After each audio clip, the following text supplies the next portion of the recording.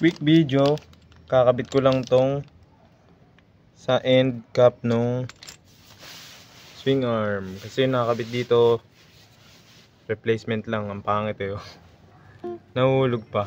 Ang kagandahan nito kasi may gatla, ayan, pasok siya sa Fury 125 na swing arm, yung pang 2012 pataas, pero kailangan yung mag chain adjuster na ang Raider 150. So yun, babaklasin ko na, kakabit ko na to. Mabilis ang video lang to kasi ito lang naman yung kakabit ko.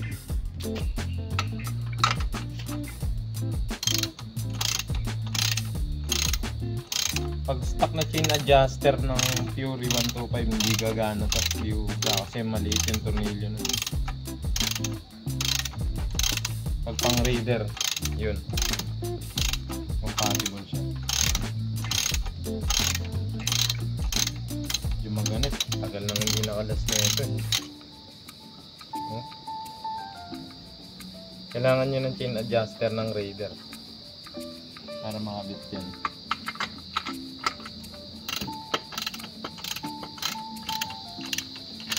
Ganit kasi tagal hindi nabaklas. Kahit yung chain adjuster ko, replacement lang. Ang pangit lang sa kanya ito,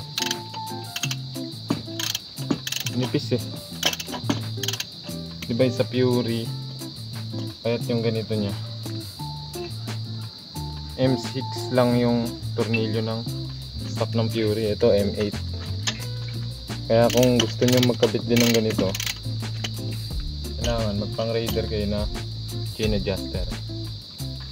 Share ko lang, nagdag pogi rin kasi napakaunti lang ng accessories ng Fury. Yan, kakabit na natin. Pang alin to pero hindi ko gusto yung sa alin nya kasi medyo may nakikita ako magiging problema nya. Ito, yan, ay maganda. Over the time ito bubutasin yan, kaya di ako bumili ng para dun na alin. Ito lubog yan. Mas gusto ko pa rin na ganyan lang siya, tapos may nut dito sa labas. Yun, hindi siya ganun ka plug and play pala. Dito yata mas kita. Ayan, medyo siya,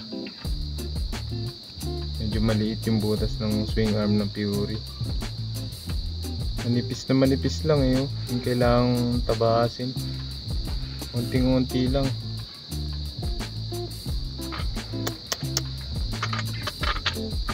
Babawasan ko lang para mag-fit, hindi kasya ito may UP pala yung swing arm ko dito, pero hindi talaga kasya kahit wala siyang dent. Unti-unti lang, napakaliit. Kayang unatin ng vice grip. Kayang unatin ng vice grip yan. Susunod project natin ito na, bago yung pintura. Akala ko plug and play siya, kaya akala ko quick video lang to, pero sukatin natin.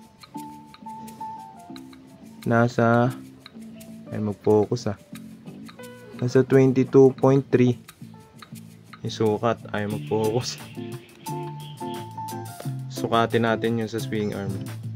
Yun, ito yung sa swing arm, sukatin natin. Hindi kasya. Ay nako, lots, kikikil pa ako. Kala ko plug and play siya. Bale, mga nasa 22. Yun, maliit lang yung kikikilin. Pero hindi siya plug and play. Ito, hindi siya plug and play Kala ko kasi plug and play kasi itong tensioner na to plug and play. Pang Raider to, pati ito pang Raider to, pero inulit ko hindi siya plug and play. Kailangan magkikil ng paligid niya yung nakapasok. To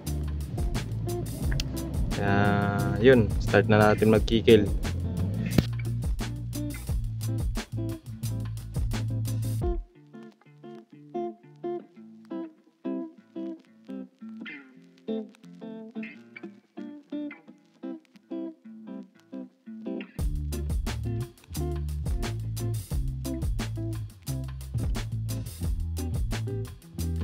So ito na siya, finish ko ng makikil. Nipit ko siya dun sa gato, tapos nilubog ko ng onti ito para hindi tamaan to. Yan siya, unting-unti lang yung binawas ko, mga nasa about, wala pang 1 mm, pero nagfit na siya. Ang hirap eh, isang kamay lang. Yan, nagfit na siya. Medyo maganit, pero okay yan para hindi malaglag. Wag din kayong matakot na eto tumigas na sumalpak dyan, kasi pag kinalas naman tong axle, saltikin yan, matatanggal din yan. Kaya huwag kayong matakot kung medyo mahigpit siyang pumasok. Mas maganda nga yun kasi ito hindi tumataas baba kapag hinihigpitan to. Yun kasi issue ko dun sa una nalalaglag.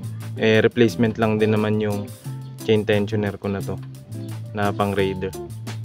So yun, higpitan ko na to para makita natin na mag-fit dyan.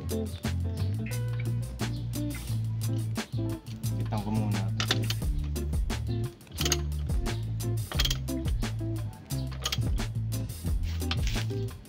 Ako ko to higpitan.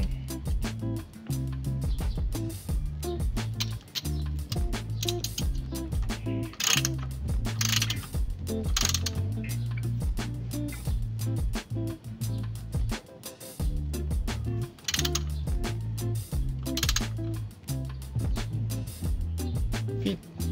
Yun, nag-fit siya. Medyo saktong-sakto. Kasi pinutulan ko yan ng haba eh. Tsaka ito naman, nakasagad dun. Kaya walang problema yan kung sakto-sakto. Kasi pag i-adjust naman to dito, yun, may lalabas na dyan. Tapos medyo may mancha-mancha, since nilagyan ko nga siya ng masking tape.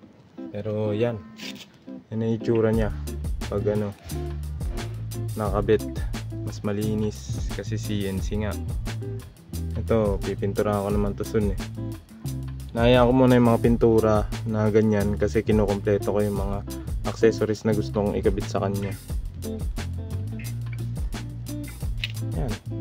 Yung isa hindi ko pa na na babawasan.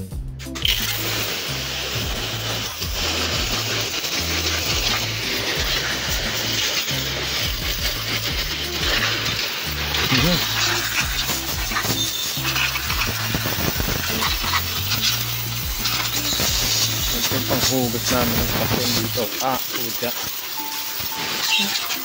Maabot sa mukha.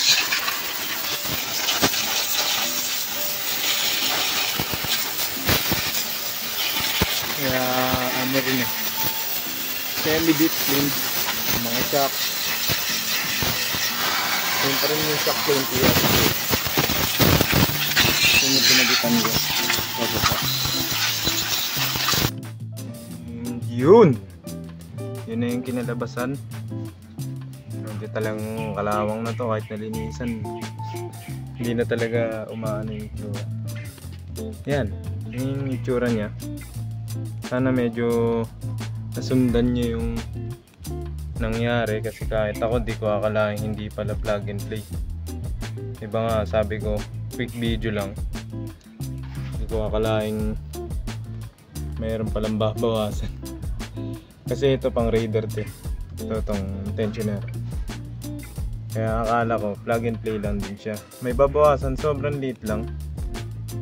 Nasa 1 mm lang. Paikot para mag-fit siya dyan.